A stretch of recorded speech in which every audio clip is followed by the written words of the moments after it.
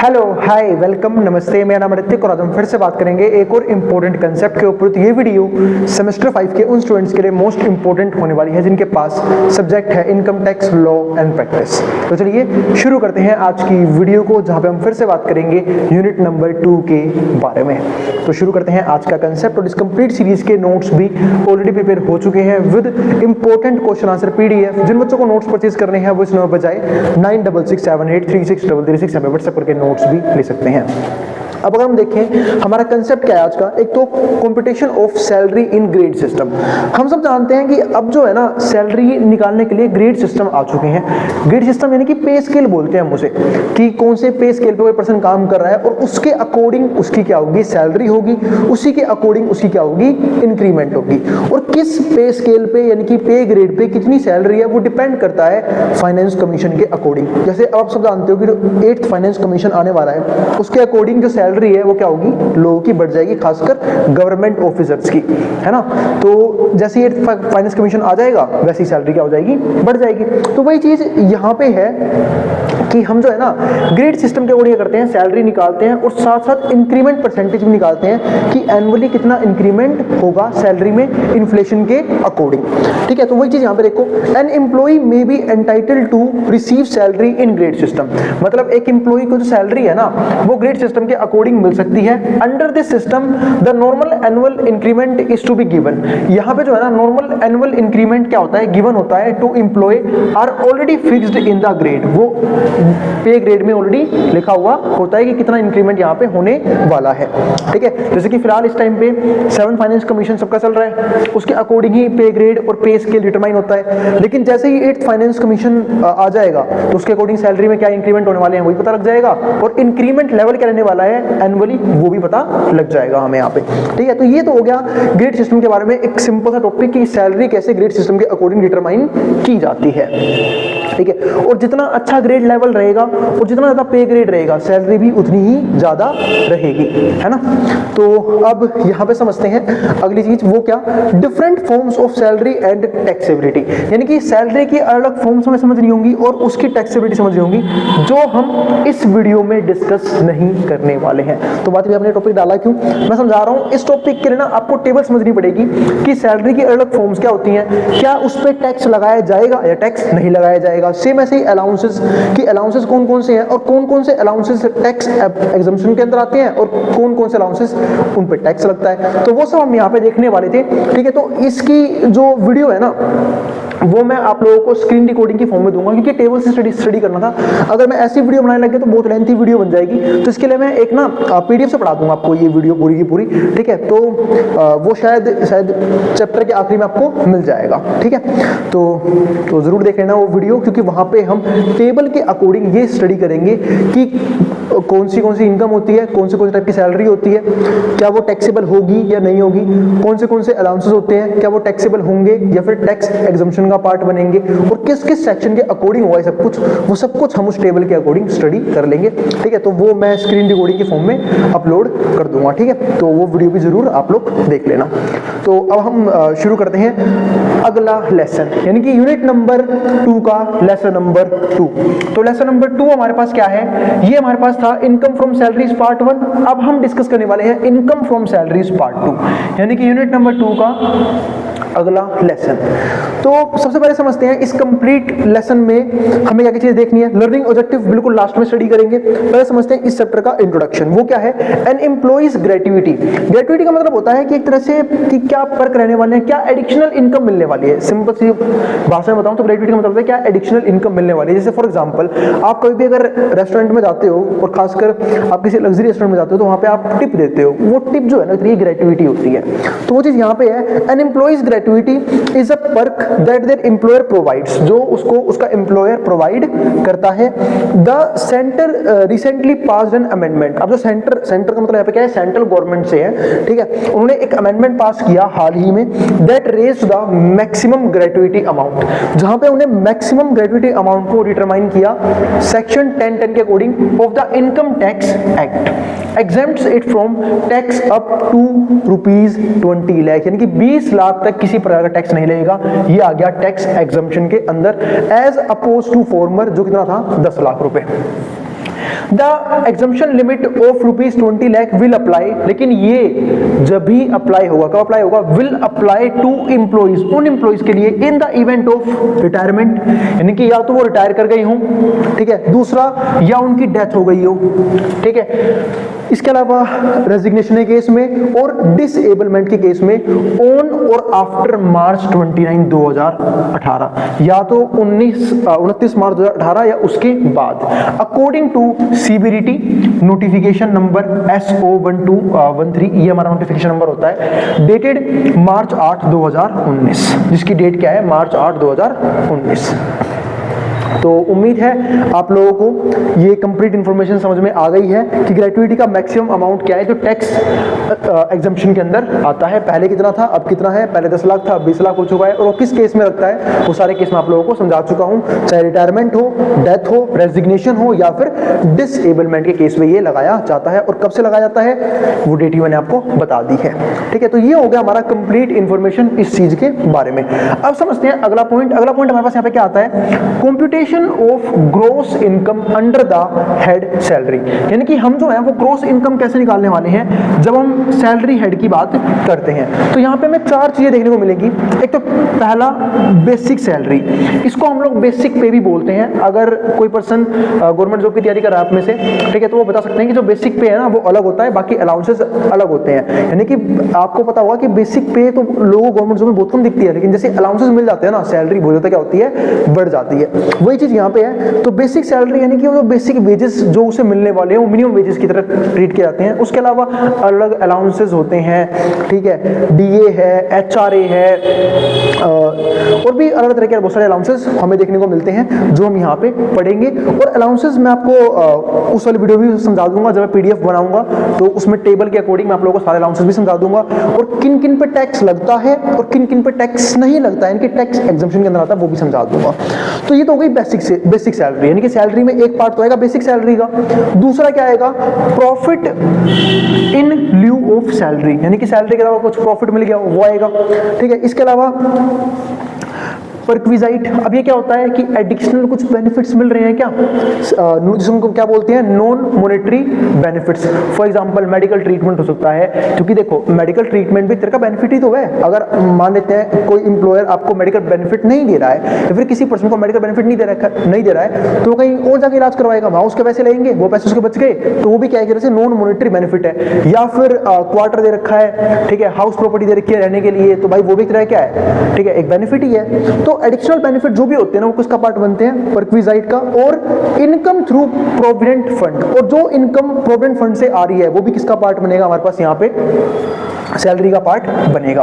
अब income through provident fund, हम सबको पता है भाई जो प्रोविडेंट फंड है उसमें पैसा इकट्ठा होता रहता है। एक तो होता है एम्प्लॉय कंट्रीब्यूशन, एक होता है एम्प्लॉयर कंट्रीब्यूशन। जैसे फॉर एग्जांपल आपको पता होगा कि जो गवर्नमेंट जॉब की फुल सैलरी होती है, ठीक है, उसमें से भी कुछ पैसे कट जाते हैं, कटने के बाद ही बैंक अकाउंट में आते हैं। जैसे फॉर एग्जांपल अगर मान लेते कोई 4600 ग्रेड पे है या फिर 4800 ग्रेड पे है, तो उसके 7-8 हज़ार रुपए ना मंथली कट जाते हैं। सिर्फ वो कहाँ इकट्ठा होते रहते हैं, प्रोविडेंट फंड में। और उसमें 2 तरह का कंट्रीब्यूशन होता है, एक होता है सेंट्रल गवर्नमेंट का कंट्रीब्यूशन या फिर गवर्नमेंट का कंट्रीब्यूशन, दूसरा कंट्रीब्यूशन होता है उस पर्सन का कंट्रीब्यूशन जो उसकी सैलरी से कट गया। सेम ऐसे जब कोई आम एम्प्लॉय किसी प्राइवेट सेक्टर में काम कर रहा होता है, जब उसका पीएफ कटता है तो उसमें भी 2 तरह के कंट्रीब्यूशन होते हैं, एक उसकी सैलरी से कटा पैसा वो इकट्ठा होता रहेगा, दूसरा जो एम्प्लॉयर है उसका कंट्रीब्यूशन जाएगा। तो दोनों पैसे जो है ना वो ऐड ऑन होते रहेंगे, और जब वो उसमें से पैसे निकालेगा अपनी फाइनेंशियल नीड के लिए, किसी भी फाइनेंशियल क्रंच की वजह से, तो वो जो आएगा ना वो किसका पार्ट बनेगा, इनकम थ्रू प्रोविडेंट फंड। तो ये 4 जो है ना हमारे किसके अंदर आते हैं, सैलरी हेड का पार्ट यहाँ पे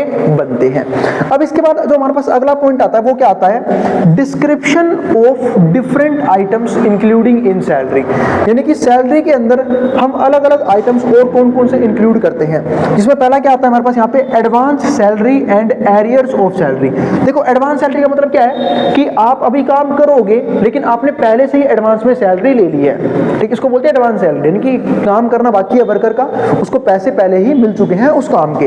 एक होता है एरियर्स ऑफ सैलरी, इस बात का मतलब क्या है कि वो काम ऑलरेडी कर चुका है, सैलरी अब उसे बाद में मिलेगी काम करने के, ठीक है। जैसे फॉर एग्जांपल अगर कोई पर्सन मान लेते हैं कि अप्रैल के महीने में काम कर रहा है, एक फाइनेंशियल ईयर अप्रैल के महीने में काम कर रहा है, उसकी स्टार्टिंग में उसने 1 तारीख को सैलरी ले ली, तो वो क्या होगी उसके लिए एडवांस सैलरी, क्योंकि अभी वो पूरे अप्रैल में उसका काम करना बाकी है और उसकी सैलरी वो पहले ही एडवांस में ले चुका है। और अगर मान लेते हैं उसने अप्रैल में काम किया, उसको सैलरी मिलेगी अप्रैल की मई में, तो उसको हम क्या बोलते हैं, एरियर्स ऑफ सैलरी, की काम पहले कर दिया उस महीने में, सैलरी मिली अगले महीने में यानी कि बाद में। इसके बाद हमारे पास दूसरा पॉइंट हमारे पास यहाँ पे क्या आता है, फीस और कमीशन। ये भी एक इंपॉर्टेंट पार्ट होता है। जैसे कि सैलरीज के अंदर मान लेते हैं कि किसी पर्सन ने कोई प्रॉपर्टी सेल करवा दी या फिर कोई प्रोफेशनल वर्क किया जिसकी वजह से उसने फीस ली, तो वो क्या होता है, फीस या फिर कमीशन। क्योंकि लोग जनरली प्रोफेशनल वर्क से दो चीजें लेते हैं। अगर कोई पर्सन ब्रोकर है तो ब्रोकरेज लेगा, उसको हम कमीशन भी बोल देते हैं, ब्रोकर कमीशन, ठीक है। दूसरा हमारे पास यहाँ पे क्या होता है, फीस भी ले सकता है अगर उसने कोई प्रोफेशनल काम किया है, तो मान लेते हैं कोई डॉक्टर है, टीचर है, ठीक है, लॉयर है, ये सब फीस लेते हैं, तो फीस और कमीशन ये दो पार्ट बनेंगे। तीसरा हमारे पास यहाँ पे क्या आता है, बोनस। ये भी सैलरी का पार्ट है कि कुछ एडिशनल अमाउंट मिला मॉनेटरी फॉर्म में, तो वही बोनस। फिर फोर्थ ग्रेट्युटी, ये मैंने आपको थोड़ी देर पहले समझाया था, यानी कि वो एडिशनल अमाउंट जो सैलरी से अलग मिलता है, ठीक है। जैसे फॉर एग्जांपल हम रेस्टोरेंट में टिप दे रहे हैं, वो एक क्या है, ग्रेट्युटी है एक तरह की। इसके बाद एन्युइटी। एन्युइटी का मतलब क्या है कि एक लंप सम, एक अच्छा खासा अमाउंट जो हमें किसी फाइनेंशियल क्रंच के लिए मिल रहा है, फिर रिटायरमेंट में मिल रहा है, उसको हम क्या बोलते हैं, एन्युइटी बोलते हैं। फिर सिक्स्थ क्या आता है, पेमेंट बाय द एम्प्लॉयर, यानी कि एम्प्लॉयर पेमेंट कर रहा है इन एम्प्लॉइज अकाउंट, एम्प्लॉय के अकाउंट में, इन न्यू पेंशन प्लान, नए पेंशन प्लान के according, refer to an section 80CCD, जो किसके अंदर आएगा, ये जो ध्यान रखना, सेक्शन 80CCD के अंदर। यानी कि कोई नया पेंशन स्कीम आया, उसके लिए जो एम्प्लॉयर है वो एम्प्लॉय को पैसे पे कर रहा है, वो भी हमारा किसका पार्ट बनेगा, सैलरी के हेड का पार्ट बनेगा। इसके बाद सेवंथ में क्या आएगा, पेंशन। भाई पेंशन लग गई है उस पर्सन की, तो वो भी इसी का पार्ट बनेगा, सैलरी के हेड का। इसके बाद 8th पॉइंट क्या आता है हमारे पास यहाँ पे, salary received in different forms, और अगर इनके अलावा किसी और फॉर्म में सैलरी दी गई है तो वो भी इसके अंदर इंक्लूड किए जाएंगे। यानी कि ये 7 तो हमने डायरेक्ट देख लिए कि ये जो 7 है वो कौन कौन से मेन फॉर्म्स हैं पैसे देने के, चाहे वो मॉनेटरी हो या फिर नॉन मॉनेटरी हो। लेकिन 8th पॉइंट में क्या है कि अगर इन सेक्शन के मतलब इन सारे पॉइंट्स के अलावा किसी और हेड के अंदर वो भी इनकम उसको मिलती है, ठीक है, तो वो salary received in different forms में आ जाएगा, ठीक है। तो ये 8 हमारे क्या हो गए, description of different items included in salary, यानी कि सैलरी में और कौन कौन सी चीजें इंक्लूड की जाती हैं। इसके बाद अब आ जाते हैं लर्निंग ऑब्जेक्टिव्स के।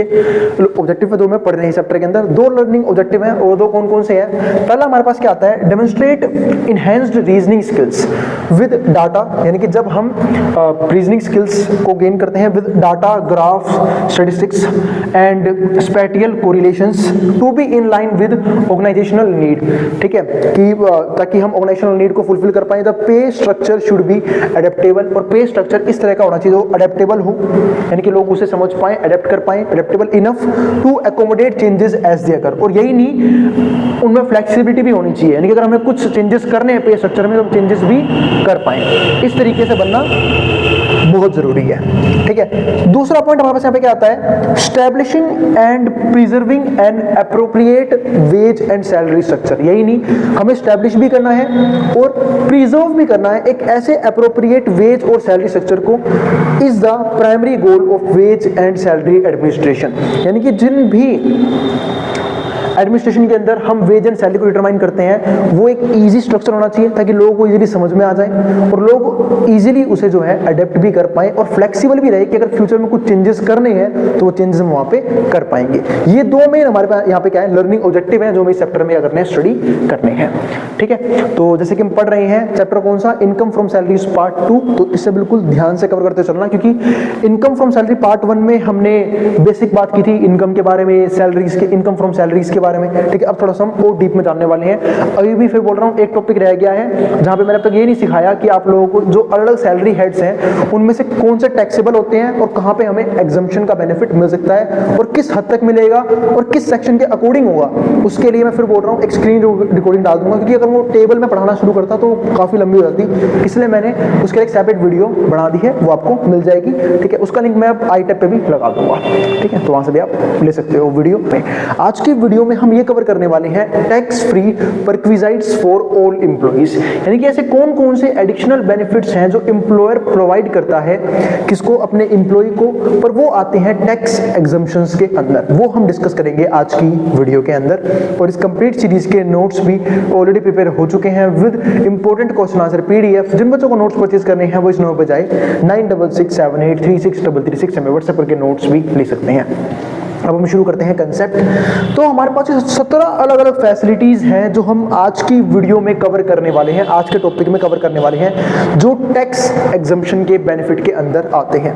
सबसे पहले समझते हैं facility of residential accommodation in the following circumstances, यानी कि अलग अलग सर्कमस्टांसेस के अकॉर्डिंग जो एम्प्लॉइज है ना उन्हें रेसिडेंशियल एकोमोडेशन का बेनिफिट देखने को मिलता है, यानी कि उन्हें घर प्रोवाइड करना, रहने की जगह प्रोवाइड करना, वो सब काम किसका है, एम्प्लॉयर का होता है। लेकिन कुछ स्पेशल सर्कमस्टांसेस के केस में कौन कौन से होते हैं वो एक एक करके डिस्कस करते हैं। हमारे पास पहला सर्कमस्टांसेस क्या आता है, पहला आता है facility of residential accommodation in the following circumstances. पहला, if accommodation is provided to an employee who is working at mining site और ऑन शोर एक्सप्लोरेशन साइट। इसका मतलब एक पर्सन जो माइनिंग साइट पे काम करता है उसको जो है घर प्रोवाइड किया जाएगा, एक जगह प्रोवाइड की जाएगी, और अ प्रोजेक्ट एग्जीक्यूशन साइट और अ डैम साइट और अ पावर जनरेशन साइट और an offshore site and accommodation, यानी कि किसी भी स्पेशल प्रोजेक्ट के लिए अगर कभी भी एम्प्लॉइज को हायर किया जाता है, चाहे वो डैम के केस में हो, माइनिंग के केस में हो, ठीक है, अलग अलग प्रोजेक्ट के लिए जब हम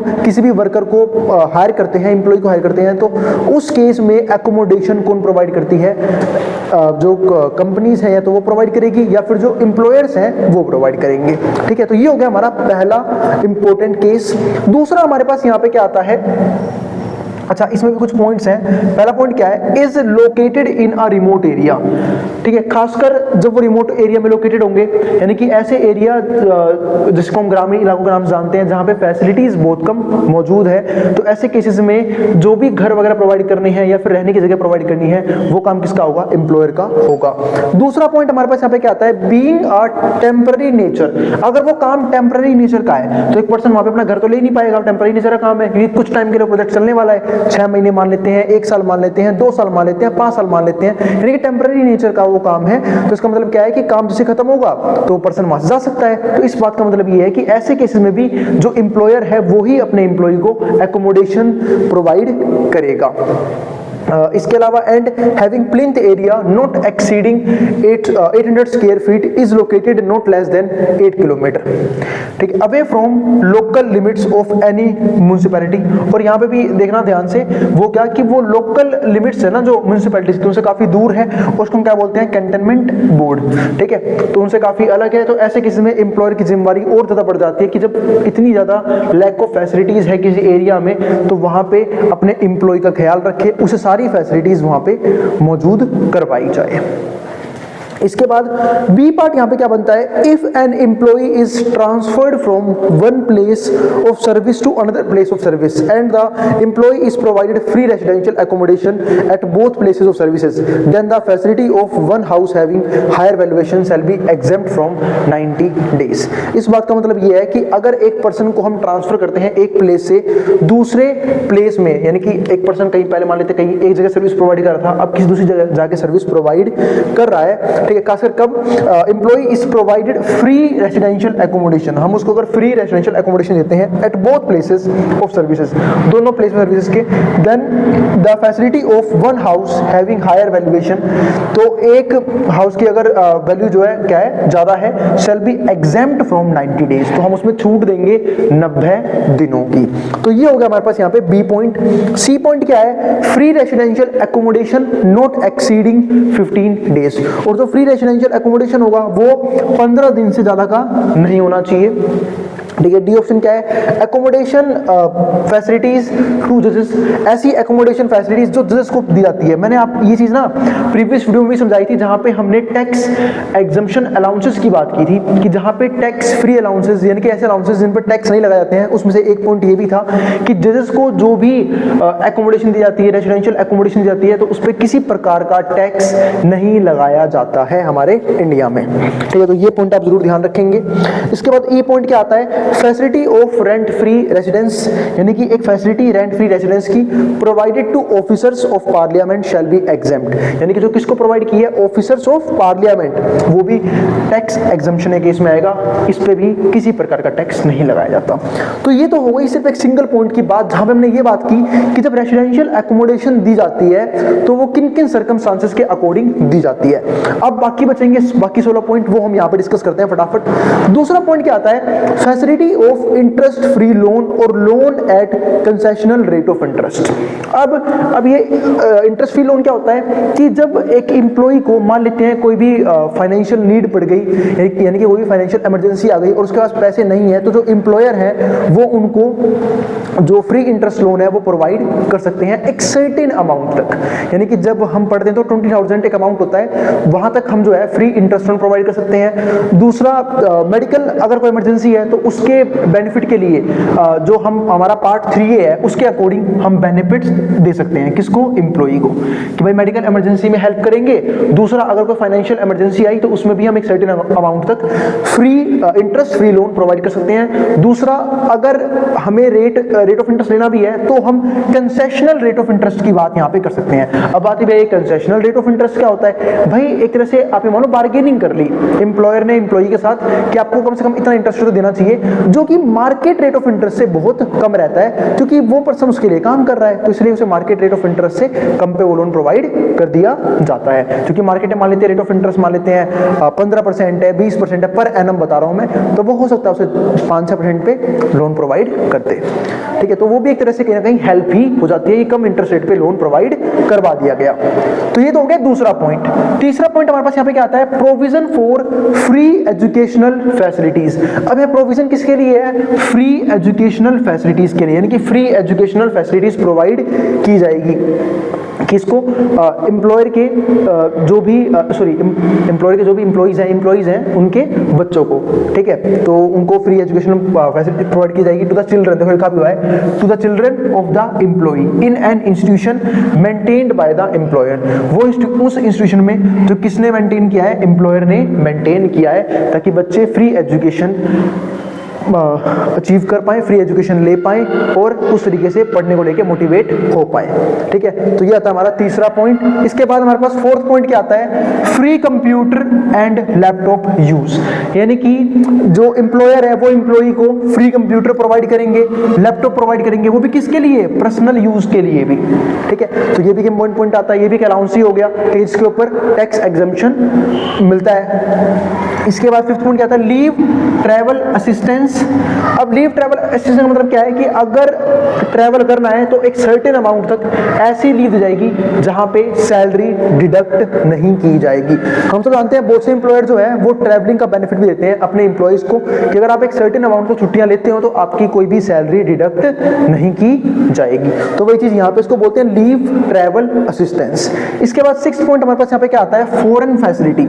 अब इस फॉरेन फैसिलिटी का मतलब क्या है कि अगर आप फॉरेन में जा रहे हो तो आपको कुछ फैसिलिटीज जो है वो अपने एम्प्लॉयर की तरफ से वहां पे मिल जाए, इसको हम क्या बोलते हैं, फॉरेन फैसिलिटी। ध्यान रखना, फिर बोल रहा हूं ये सारे पॉइंट टैक्स एग्जम्पशन के अकॉर्डिंग आते हैं। फिर 7th पॉइंट क्या आता है, employer paid tax on non monetary benefits. अब जो एम्प्लॉयर है वो टैक्स पे कर रहा है, लेकिन किन पे, नॉन मॉनेटरी बेनिफिट्स पे, ठीक है। तो मतलब एम्प्लॉयर खुद पे कर रहा है टैक्स, जो भी नॉन मॉनेटरी बेनिफिट्स मिलते हैं किसको मिलेंगे, एम्प्लॉइज को। हम सब जानते हैं एम्प्लॉइज को दोनों बेनिफिट्स मिलते हैं, मॉनेटरी बेनिफिट तो मिलते ही हैं सैलरी की फॉर्म में, वेजेस की फॉर्म में, है ना, वो तो गए मॉनेटरी बेनिफिट्स।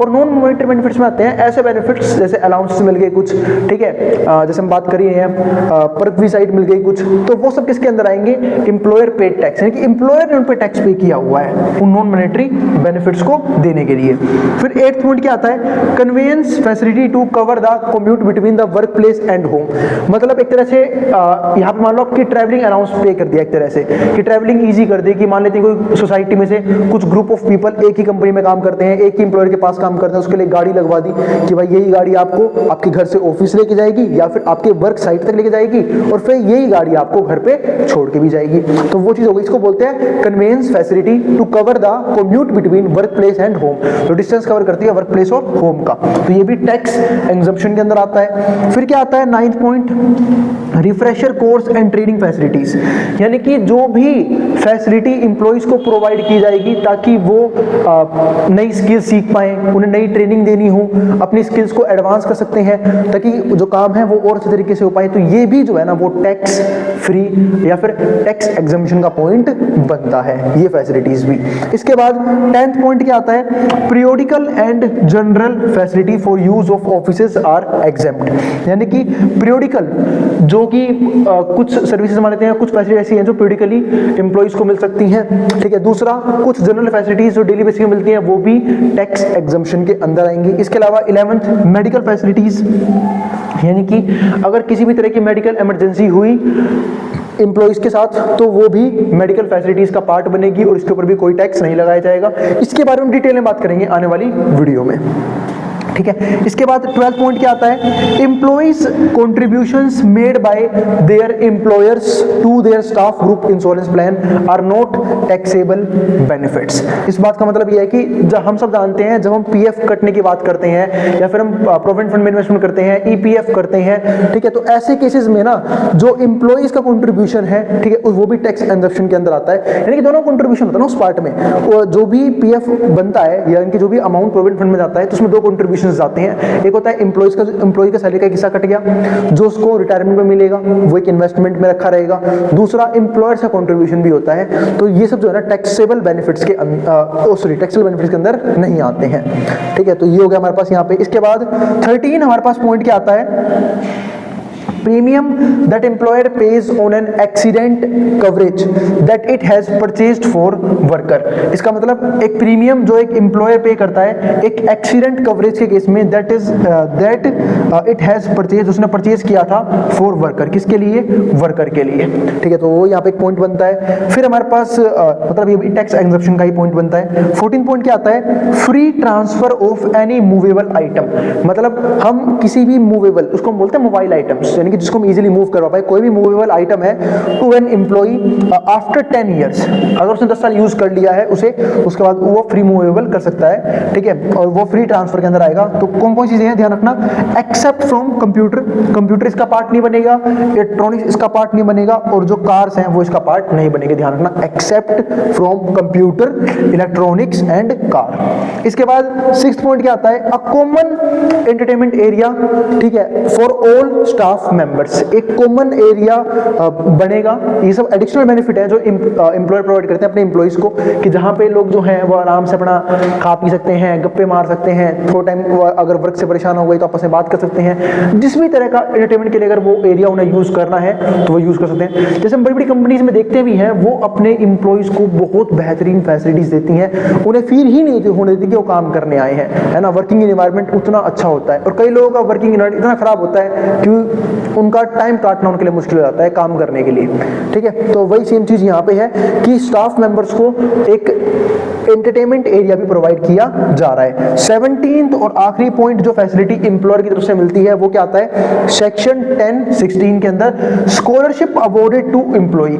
ऐसी स्कॉलरशिप जो एम्प्लॉय को दी गई है टू हिज चिल्ड्रन और to his children help educational cost. मतलब या तो एम्प्लॉय को मिली है या फिर एम्प्लॉय के बच्चों को मिली है ताकि वो अपनी एजुकेशनल कॉस्ट को कम कर पाए। क्योंकि स्कॉलरशिप का मतलब यही होता है कि हमारी जो फीस आने वाली है उसमें कुछ ना कुछ हमें कंसेशन मिल जाएगा, कुछ ना कुछ हम यहाँ पे कमी देखने को मिलेगी, तो हम कम पैसे में भी एजुकेशन गेन कर सकते हैं। तो वो स्कॉलरशिप जो है, वो स्कॉलरशिप फैसिलिटीज एम्प्लॉयर अपने एम्प्लॉय को प्रोवाइड कर सकते हैं, ठीक है। तो ये कुछ बेनिफिट्स हैं, 17 बेनिफिट डिस्कस किए हमने यहाँ पे जो एम्प्लॉयर्स अपने एम्प्लॉय को प्रोवाइड करते हैं, और वो टैक्स एग्जम्पशन का पार्ट यहाँ पे बनते हैं। उम्मीद है आपको 17 पॉइंट समझ में आ गए हैं। अब हम सब जानते हैं जो मेडिकल बेनिफिट्स हैं वो बहुत इंपॉर्टेंट है, इसलिए हम हमेशा एक बात करते हैं कि अगर एक फैमिली में एक सिंगल अर्निंग पर्सन है तो उसका इंश्योरेंस होना बहुत जरूरी है, वो भी लाइफ इंश्योरेंस, ताकि अगर उसे कुछ भी हो जाता है तो उसकी फैमिली को फाइनेंशियल स्ट्रगल ना झेलना पड़े।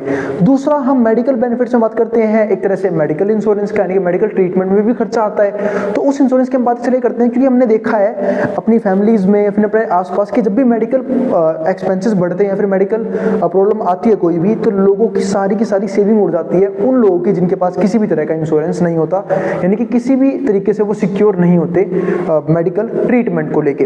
तो ऐसे केसेस में लोग जो हैं वो या तो मेडिकल इंश्योरेंस खुद करवाते हैं अपना, अगर उन्हें उनके एम्प्लॉयर्स मेडिकल ट्रीटमेंट प्रोवाइड नहीं करते हैं तो, और अगर उन्होंने उनका इंश्योरेंस करवा रखा होता है फिर जरूरत ही नहीं मेडिकल इंश्योरेंस खुद करवाने की। तो आज की वीडियो में हम ऐसे मेडिकल फैसिलिटीज की बात करेंगे जो एम्प्लॉयर प्रोवाइड करते हैं अपने एम्प्लॉयज को।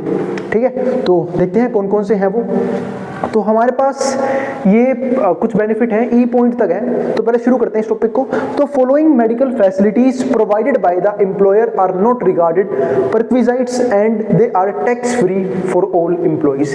यानी कि ये परक्विजाइट्स के अंदर नहीं आते हैं, पर ये है कि ये tax free for all employees, ये टैक्स फ्री रहते हैं हर एक एम्प्लॉइज के लिए। यानी कि ऐसे मेडिकल फैसिलिटीज, ठीक है, जो एम्प्लॉयर प्रोवाइड तो कर रहा है अपने एम्प्लॉइज को, और खासकर एम्प्लॉइज के लिए वो क्या है, टैक्स एग्जम्पशन के अंदर आते हैं और टैक्स फ्री रहते हैं। अब कौन कौन से हो, पहले देखते हैं ए पार्ट। ए पार्ट में क्या है, medical treatment in any hospital maintained by employer. मान लेते हैं कि एम्प्लॉयर ने कोई हॉस्पिटल मेंटेन कर रखा है, या तो उसने खुद ही हॉस्पिटल बना रखा है या फिर उसके मैनेजमेंट के लिए पैसा जाता है एम्प्लॉयर के पास से किसी भी हॉस्पिटल में, किसी भी क्लिनिक में, किसी भी डिस्पेंसरी में। तो ऐसे केसेस में जो एम्प्लॉइज हैं उस एम्प्लॉयर के, वो वहाँ पे जाके अपना फ्री ऑफ कॉस्ट इलाज करवा सकते हैं, एम्प्लॉइज भी और एम्प्लॉय के जो फैमिली मेंबर्स हैं वो भी।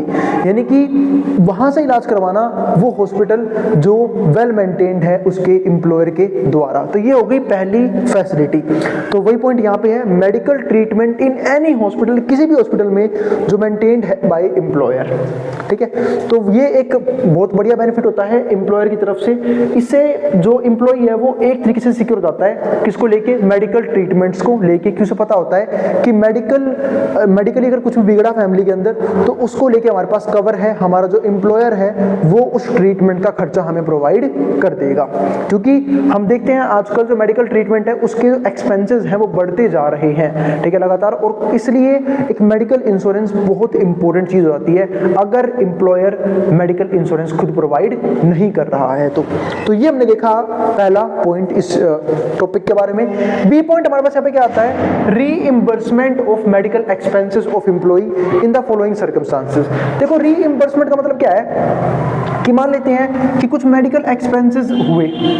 अब मेडिकल एक्सपेंसेस के जो कौन करेगा, एम्प्लॉय। क्योंकि एम्प्लॉय, मान लेते हैं एम्प्लॉय खुद की तबीयत खराब हो गई या फिर कोई मेडिकल इमरजेंसी आ गई उसकी फैमिली के अंदर, तो वो जो इलाज करवाएगा उस पर जो एक्सपेंसेस आएंगे उसका रीइंबर्समेंट कौन कर रहा है, एम्प्लॉयर कर रहा है। यानी कि एम्प्लॉयर उसे वो पैसे प्रोवाइड कर रहा है। लेकिन ये सिर्फ कुछ सर्कमस्टांसेस में होता है, वो सर्कमस्टांसेस हमें देखने पड़ेंगे। तो हमारे पास ये 3 सर्कमस्टांसेस हैं जिसके अंदर जो एम्प्लॉयर है वो पैसा प्रोवाइड करता है एम्प्लॉय को, वो पैसा जो मेडिकल एक्सपेंसेस के तौर पे खर्च किया गया था एम्प्लॉय के जरिए। तो पहला पॉइंट क्या था हमारे पास यहाँ पे, expenditure incurred by employ on his medical treatment और treatment of any other member of his family in any hospital, clinic, nursing home और डिस्पेंसरी मेंटेन्ड बाय गवर्नमेंट, या तो गवर्नमेंट ने मेंटेन कर रखा है, और एनी लोकल अथॉरिटी और any other hospital approved by the government for the purpose of medical treatment of its employees. इस बात का मतलब ये है कि वो खर्चा जो एम्प्लॉय ने किया है मेडिकल ट्रीटमेंट को लेके, या तो खुद के ऊपर या फिर अपनी ही फैमिली में किसी मेंबर के ऊपर जिसको जरूरत थी मेडिकल ट्रीटमेंट की, ठीक है, किसी भी गवर्नमेंट हॉस्पिटल में या फिर नर्सिंग होम में, क्लिनिक में, चाहे वो गवर्नमेंट का हो चाहे वो प्राइवेट का हो, तो वहां पे जो भी एक्सपेंसेस आए हैं मेडिकल ट्रीटमेंट को लेके उसका रीइंबर्समेंट कौन कर रहा है, एम्प्लॉयर प्रोवाइड कर रहा है। तो इसको बोलते हैं reimbursement of medical expenses of employ.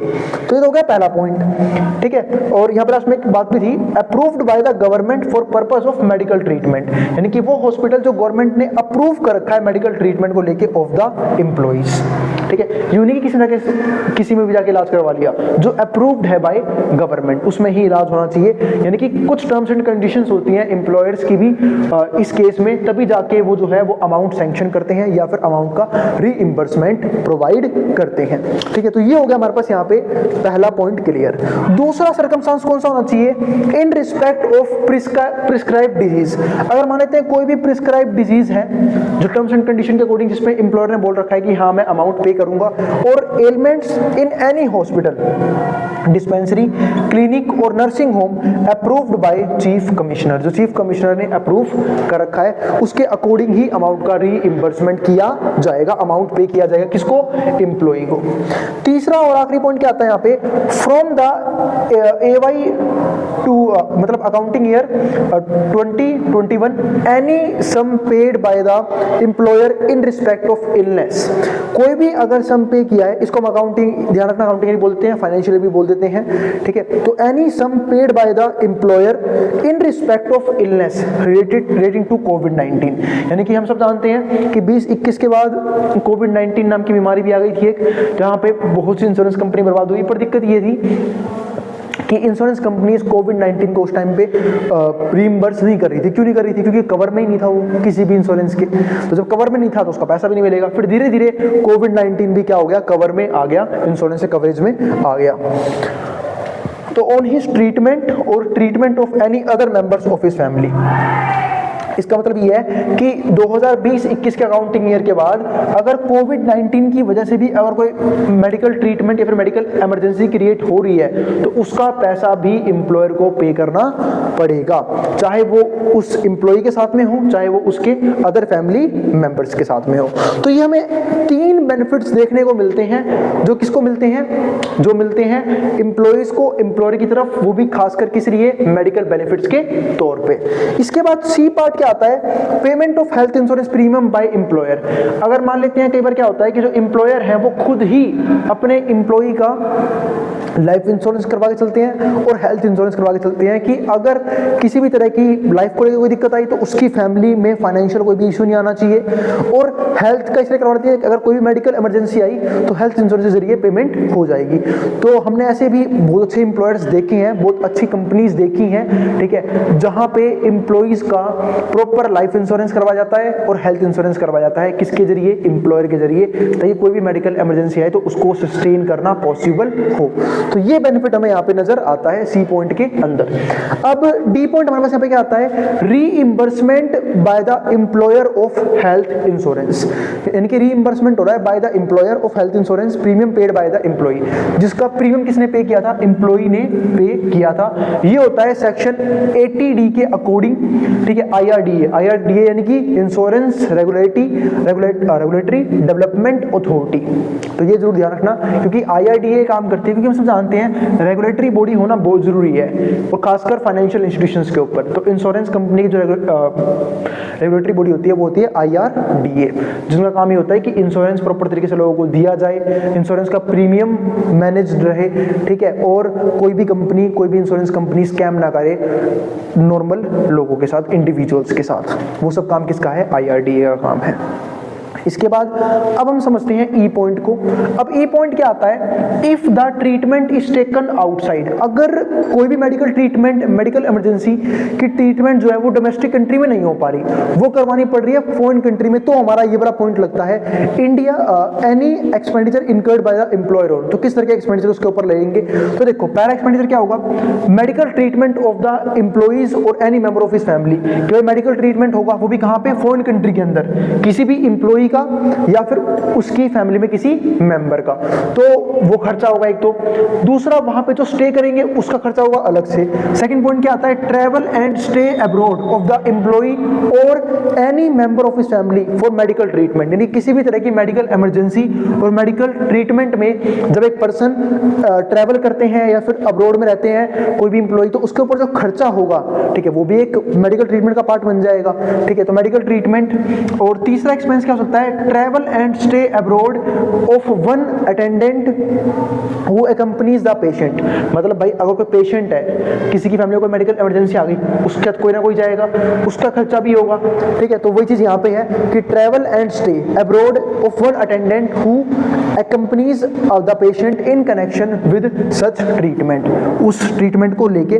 लेकिन अब यहाँ पे एक इंपॉर्टेंट नोट ये है कि ऐसे केसेस में ना पूरा खर्चा नहीं था। अगर हम क्लोज 2 और 3 को पढ़ते हैं, ठीक है, तो लेस देन और इक्वल्स टू 2 लाख रुपए, यानी कि 2 लाख रुपए के अराउंड जो है ना, या तो 2 लाख से कम या 2 लाख तक का जो ट्रीटमेंट अमाउंट है या फिर जो खर्चा है वो गवर्नमेंट पे करती है। और बाकी अपना RBI के अकॉर्डिंग भी होता है, ठीक है, कि क्या टैक्स में एग्जम्पशंस देने हैं नहीं देने हैं, वो सब चीजें चीजें हमें यहाँ पे देखने को मिलेंगी। और एफ पॉइंट, आखिरी पॉइंट क्या आता है, वो भी ई से रिलेटेड ही है, subject to the restriction outline in subsection E. जब हम सबसेक्शन ई को पढ़ते हैं तो उसमें जो भी रेस्ट्रिक्शंस हैं, any amount paid by the employer, अगर एम्प्लॉयर किसी भी तरह का अमाउंट पे कर रहा है towards any cost that employ really expended for the reasons mentioned in that clause will be exempt, तो उसको टैक्स एग्जेम्प्ट में काउंट किया जाएगा। यानी कि जो भी मेडिकल इमरजेंसी में खर्चा हुआ है, ठीक है, ई पॉइंट के अंदर वो सब टैक्स एग्जम्पशन के अंदर ही हमारे पास यहाँ पे आएंगे। ठीक है, तो ये काफी इंपॉर्टेंट पॉइंट हमने देखे कि जहां पे मैंने बात करी किसके बारे में, मेडिकल बेनिफिट्स के बारे में जो एम्प्लॉयर प्रोवाइड करते हैं अपने एम्प्लॉइज को, ताकि उनके एम्प्लॉइज और उनकी फैमिली जो है ना, उनके अंदर उनकी फैमिली में कोई मेडिकल इमरजेंसी आई तो उसका ट्रीटमेंट प्रॉपर तरीके से हो, खर्चा एम्प्लॉयर खुद उठाएंगे, ठीक है, ताकि फाइनेंशियल बर्डन भी ना हो।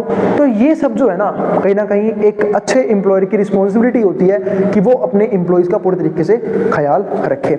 और नहीं तो मेरा साफ मानना है कि ये भी है कि अगर एम्प्लॉयर ने किसी भी तरह का इंश्योरेंस प्रोवाइड नहीं कर रखा है, क्योंकि इतनी अच्छी कंपनीज भी इतनी ज़्यादा एग्जिस्ट नहीं करती हैं, तो ऐसे केसेस में एम्प्लॉइज को अपने खुद के 2 इंश्योरेंस जरूर रखने चाहिए। एक खुद का सेल्फ लाइफ इंश्योरेंस कि अगर उसको कुछ हुआ तो अर्निंग की प्रॉब्लम उस फैमिली में नहीं होनी चाहिए, फाइनेंशियल दिक्कत नहीं आनी चाहिए। दूसरा हेल्थ इंश्योरेंस जो मोस्ट इंपॉर्टेंट है, अगर फैमिली में कोई भी हेल्थ इशू आया तो उसको सस्टेन करने के लिए उसके पास क्या हो, हेल्थ इंश्योरेंस हो। तो अब हम शुरू करते हैं कंसेप्ट। तो जैसे कि हम बात कर रहे हैं किसके बारे में, प्रोविडेंट फंड के बारे में, यानी कि पीएफ के बारे में। तो हम सब जानते हैं कि जो भी एम्प्लॉइज हैं उनकी सैलरी का कुछ हिस्सा जो एम्प्लॉयर्स हैं वो काट लेते हैं, सिर्फ किस लिए, ताकि वो उसे प्रोविडेंट फंड में जमा कर सके। बात है ऐसा क्यों? प्रोविडेंट फंड का मतलब होता है कि एक तरह से एक पर्सन जो है वो अपनी इनकम का कुछ पार्ट सैक्रिफाइस कर रहा है, जिसको वो फ्यूचर में कंज्यूम करेगा विद इंटरेस्ट, है ना। जैसे कुछ लोगों में आपने देखा होगा ना, सेविंग हैबिट बिल्कुल भी नहीं होती, जितनी भी सैलरी आई, जितना भी पैसा आया, सब अकाउंट से क्या होता है, गायब हो जाता है। लेकिन दिक्कत क्या है कि एम्प्लॉयर इस बात को समझते हैं कि फ्यूचर में फिर ये लोग क्या करेंगे, फ्यूचर में कहाँ जाएंगे, जब रिटायर होंगे या फिर सस्पेंड होंगे या फिर इन्हें जॉब सेक्रीफाइस करनी पड़ेगी तब ये क्या करेंगे, या फिर फाइनेंशियल इमरजेंसी आई तब क्या करेंगे। तो इसलिए जो है ना, उनका सैलरी का कुछ हिस्सा, मान लो 10% है, 20% है, वो काट के एक अकाउंट में डाल दिया जाता है, जहां पे हम 2 कंट्रीब्यूशन की बात करते हैं। एक होता है एम्प्लॉयर कंट्रीब्यूशन, क्योंकि उसकी सैलरी से पैसा कट रहा है, दूसरा होता है एम्प्लॉयर्स कंट्रीब्यूशन। दोनों हमें पीएफ यानी कि प्रोविडेंट फंड में देखने का मौका मिलता है। तो employees used provident fund to save money for the future. Employees provident fund को इसलिए यूज करते हैं ताकि फ्यूचर में वो अपने पैसे को सेव कर पाए, यानी कि बिना प्रोविडेंट फंड की हेल्प के हम फ्यूचर में अपना पैसा सेव नहीं कर पाएंगे। अब हमारे पास 3 टाइप के प्रोविडेंट फंड है, और ध्यान रखना प्रोविडेंट फंड पे इंटरेस्ट भी मिलता है। जैसे फॉर एग्जांपल आजकल ना इन्वेस्टमेंट बहुत कॉमन हो गई है, तो हम बात करते हैं एसआईपी की, यानी कि सिस्टमैटिक इन्वेस्टमेंट प्लान की। सेम ऐसे ही ये भी होता है ना, यानी कि सेम ऐसे हमारा प्रोविडेंट फंड भी काम करता है। यहाँ पे अपना पैसा जमा भी करते हैं, वो पैसा कंपाउंड भी होता है विद इंटरेस्ट, और एक अच्छा खासा लमसम अमाउंट हमें मिल सकता है आफ्टर रिटायरमेंट या फिर आफ्टर सस्पेंशन। तो वही सेम चीज यहाँ पे है। यहाँ पे हमें 3 टाइप्स के प्रोविडेंट फंड पढ़ने हैं। तो 3 types of provident funds are managed by employer. Employer 3 तरह के प्रोविडेंट फंड को मैनेज करता है। पहला क्या है, स्टैट्यूटरी प्रोविडेंट फंड। तो पीएफ एक्ट 1925 के अकॉर्डिंग ये बनाया गया है। फंड मेंटेन्ड बाय गवर्नमेंट, एक ऐसा फंड जिसे खुद गवर्नमेंट मेंटेन करती है, सेमी गवर्नमेंट ऑर्गेनाइजेशंस मेंटेन कर सकती है, और लोकल अथॉरिटीज, यूनिवर्सिटीज जो हैं वो इस फंड को मेंटेन करते हैं। दूसरा हमारे पास क्या आता है, रिकॉग्नाइज्ड प्रोविडेंट फंड। तो फंड रिकॉग्नाइज्ड बाय कमिश्नर, एक ऐसा फंड जिसको कौन रिकॉग्नाइज कर रहा है, कमिश्नर खुद रिकॉग्नाइज कर रहा है, और chief commissioner of income tax under provision of income tax act, income tax provision के हिसाब से। तो tax commissioner recognized only those funds which follow the rules given in 4th schedule of income tax act. ध्यान रखना, जो income tax commissioner है वो सिर्फ उन फंड्स को ही रिकॉग्नाइज करता है जो 4th शेड्यूल में लिखे हुए रूल्स को फॉलो करते हैं इनकम टैक्स एक्ट के। ये पॉइंट जरूर ध्यान ध्यान रखना कि एग्जाम में क्वेश्चन जरूर आ सकता है कि जो रिकॉग्नाइज्ड प्रोविडेंट फंड है उसके अंदर कौन से फंड लिए जाते हैं जो 4th शेड्यूल के रूल्स को फॉलो करें। तो funds are maintained by trading companies, इन फंड को मेंटेन कौन करता है? ट्रेडिंग कंपनीज मेंटेन कर सकती है एंड एंटरप्राइजेस मेंटेन कर सकते हैं, just as private sector banks, private sector bank की तरह, इंश्योरेंस कंपनीज की तरह एंड अदर इंस्टीट्यूशंस की तरह। तीसरा पॉइंट क्या है? अनरिकॉग्नाइज्ड फंड, जोन सा फंड स्टैट्यूटरी फंड के अंदर नहीं आता और रिकॉग्नाइज्ड प्रोविडेंट फंड के अंदर नहीं आता, वो आता है हमारे पास अनरिकॉग्नाइज्ड फंड के अंदर। यानी कि एक ऐसे फंड को हम यहाँ पे कह सकते हैं अनरिकॉग्नाइज्ड फंड, जो ना तो पहले वाले यानी कि स्टैट्यूटरी फंड का पार्ट बनता है और ना ही रिकॉग्नाइज्ड प्रोविडेंट फंड का पार्ट बनता है, तो वो इसके अंदर आता है। तो इसमें क्या आता है? Maintained by small scale private business, एक minute, small scale private business concerns, तो वो इसे मेंटेन करते हैं। अब कौन कौन से हैं वो? इसमें हमारे पास पहला पार्ट क्या आता है? इसमें कौन कौन से कंट्रीब्यूशन आते हैं? एक तो आता है एम्प्लॉइज कंट्रीब्यूशन, जैसा मैंने अभी आपको बताया था कि जनरली जो स्मॉल कंपनीज हैं वो भी अपने एम्प्लॉइज का प्रोविडेंट फंड मेंटेन करके चलती हैं, उनकी सैलरी से कुछ हिस्सा काट लेती हैं, उसको हम क्या बोलते हैं? एम्प्लॉइज कंट्रीब्यूशन, और कुछ अपनी तरफ से पे कर देते हैं, उसको हम क्या बोलते हैं? Employers contribution. तो एम्प्लॉइज कंट्रीब्यूशन एक पार्ट बन गया। दूसरा हमारे पास यहाँ पे क्या बनेगा? एम्प्लॉयर्स कंट्रीब्यूशन इसका एक पार्ट बनेगा, यानी कि एम्प्लॉयर ने भी अपनी तरफ से कुछ हिस्सा पे किया। तीसरा, interest credited to PF account, भाई इंटरेस्ट भी तो आएगा, ब्याज भी आएगा उस रखे हुए पैसे पे, तो वो इंटरेस्ट आएगा। फिर फोर्थ क्या आता है? Accumulated balance received at the time of retirement, फिर वहां से हम जो बैलेंस रिटायरमेंट पे लेते हैं वो इसमें आता है। तो चार चीजें जो है ना वो इस फंड का पार्ट बनती है। तो उम्मीद है आपको प्रोविडेंट फंड का कंसेप्ट तो समझ में आ गया कि क्या होता है provident fund income tax act के अकॉर्डिंग, और क्यों इतना जरूरी है ये, क्योंकि हम सब जानते हैं रिटायरमेंट में जब हमारे पास पैसा नहीं होगा तो हम अपने फाइनेंशियल खर्चों के लिए या फिर डेली बेसिस पे जो भी एक्सपेंस होते हैं उसके लिए किस पे डिपेंडेंट रहेंगे अगर कोई हमारी केयर नहीं कर रहा तो ऐसे केसेस में जो हमारा रिटायरमेंट अमाउंट होता है या फिर जो लमसम अमाउंट आता है प्रोविडेंट फंड से, वो हमारी हेल्प करता है अपनी उस टाइम की फाइनेंशियल नीड्स को फुलफिल करने में। इसलिए आपने देखा होगा कि जो लोग बिजनेस करते हैं या फिर जो लोग सेल्फ एम्प्लॉयड होते हैं वो अगर समझदार है, वो रैशनल है, तो वो अपना रिटायरमेंट खुद प्लान करके चलते हैं एक अमाउंट को इकट्ठा करते हुए। और जो लोग एम्प्लॉइज हैं किसी कंपनी में, किसी गवर्नमेंट सर्विस के अंदर है, तो उन सबको बेनिफिट क्या मिलता है कि उन्हें रिटायरमेंट पे अच्छा खासा अमाउंट मिल जाता है पीएफ के जरिए, वो वैसे सर्वाइव कर लेते हैं। तो ये एक तरीका होता है कहीं ना कहीं रिटायरमेंट को प्लान करने का। तो हमने प्रोविडेंट फंड की बात कर ली, अब चलते हैं किसकी तरफ? ग्रेट्युइटी की तरफ, जो सेक्शन 10(10) हमारा डिस्कस करता है। अब वो क्या होता है वो देखते हैं। तो ग्रेट्युइटी का पहला पार्ट क्या आता है? तो gratuity received by employees of government और लोकल अथॉरिटी और डिफेंस सर्विसेज। तो ग्रेट्युइटी एक तरह से आप मान लो कि एडिशनल बेनिफिट है, सर्विस के अलावा जो एक्स्ट्रा बेनिफिट मिलेंगे वो किसका पार्ट बनेगा? ग्रेट्युइटी का पार्ट बनेगा, ठीक है। और वो किनको मिलता है? वो लोग जो गवर्नमेंट सर्विस में है या फिर लोकल अथॉरिटी और डिफेंस सर्विस। दूसरा पार्ट हमारा, दूसरा पॉइंट क्या आता है? Gratuity received under payment of gratuity act 1972। ध्यान रखना, जो ग्रेट्युइटी मिलती है वो किस एक्ट के अकॉर्डिंग मिलती है? तो ग्रेट्युइटी एक्ट 1972 के according employees who came under jurisdiction of payment of gratuity act 1972 then least of the following 3 sums shall be exempt from the amount of gratuity. अब ये चीज ध्यान रखना कि ये 3 पॉइंट मैं आपको आगे बढ़ाने वाला हूं ना, ये क्या है? वो ग्रेट्युइटी के केस में एग्जेम्प्ट माने जाते हैं, यानी कि जिन पे एग्जेम्पशन मिला होता है। अब वो 3 सम कौन कौन से हैं वो देखते हैं। पहला हमारे पास यहाँ पे ए पार्ट क्या है? एक्चुअल अमाउंट ऑफ ग्रेट्युइटी रिसीव, कि असली में कितना अमाउंट यानी कि कितना एडिशनल बेनिफिट ग्रेट्युइटी की फॉर्म में हमें मिला है, कितना अमाउंट हमने रिसीव किया है ग्रेट्युइटी की फॉर्म में, वो यहां पे आएगा। तो वो तो हो गया ए पार्ट। बी पार्ट क्या आ गया? रुपीज 20 लाख, मतलब 20 लाख रुपए।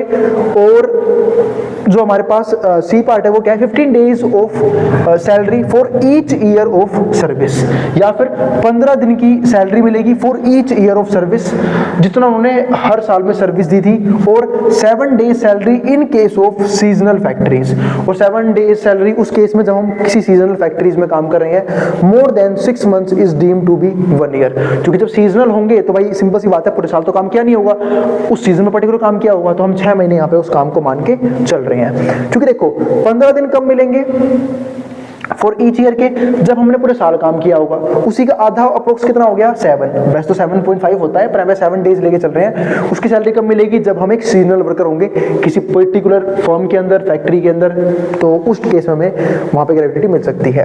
तो अब यहाँ पे ये 3 पॉइंट हमारे पास यहाँ पे आते हैं, ठीक है, जो टैक्स एग्जेम्प्ट के अंदर आएंगे, यानी कि जहाँ पे टैक्स नहीं लगेगा।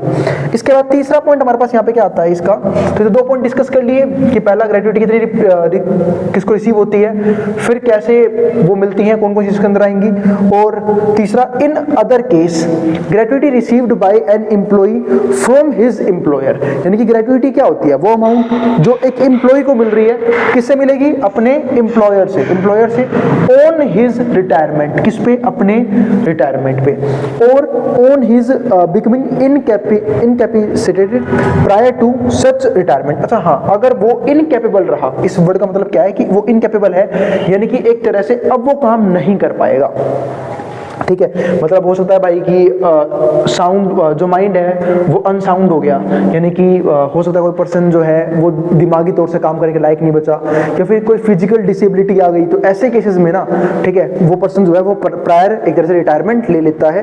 तो सच रिटायरमेंट और एंड टर्मिनेशन, और टर्मिनेशन भी हो सकता है ऑफ हिज एम्प्लॉयमेंट, उसे काम से बाहर निकाल दिया, is exempted to the extent given below, तो उसे टैक्स एग्जम्पशन किस केस में मिलेगी उसकी बात कर लेते हैं, ठीक है। तो हम ये तो चीज समझ गए कि ग्रेच्युटी किसको मिलती है, एम्प्लॉइज को, कौन देता है, हमारे पास यहाँ पे एम्प्लॉयर।